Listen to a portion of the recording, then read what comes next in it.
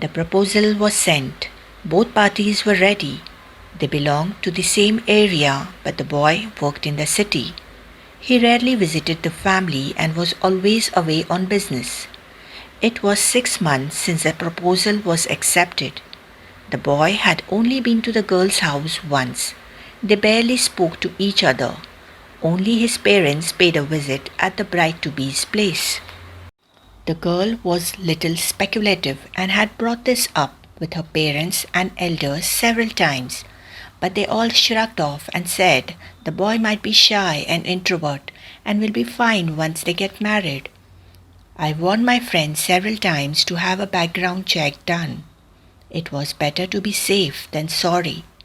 She and her family were concerned that if we begin investigating the boy, their parents may get offended, so they did not do any checks. My friend was the eldest daughter amongst the three sisters. She would miss out on a good proposal and risk having her marriage postponed or cancelled. Rest of the siblings were lined up to get married after the elder one, so she warned me not to conduct any investigations or I would lose her friendship.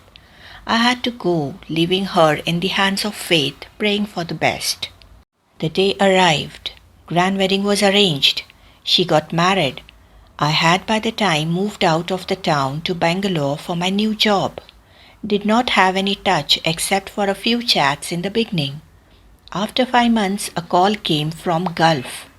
I did not have anyone there, so I avoided picking it up. Got 3 missed calls within an hour. A voice message from an unknown number was left on my phone. It was my friend's voice. She was in Abu Dhabi. She asked me to call her immediately. I discovered that they had moved to the Gulf country soon after being married. They moved there because the boy had suffered significant losses in his business and there was nothing that could be done here. This was kept hidden from the girl's family to prevent the marriage getting cancelled.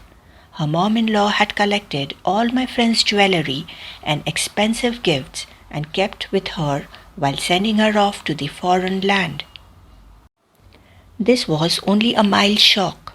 It was later discovered that the boy was having an affair with a widow with 2 children, with whom he was madly in love. They kept in touch with each other from Abu Dhabi as well. My friend was verbally abused, hit, and insulted whenever she interrupted or confronted about the things going wrong. Her marriage was in shambles and her life was falling apart. Her passport was kept hidden. She was not permitted to call anyone in her family. If she had to call, she should do so in front of her husband, pretending that everything is fine out there. If by mistake she utters a word, she was threatened that she will face dire consequences. All of this came as a surprise to me. I had to get her out of this somehow. I asked her to obtain her passport and begin gathering evidence against her fraudulent husband. Meanwhile, be nice to him and pretend that it was okay if he has an extramarital affair. I told her she needs to put her emotions and feelings aside, be brave and face the situation. Once you return, we can do everything we can to get him into police custody.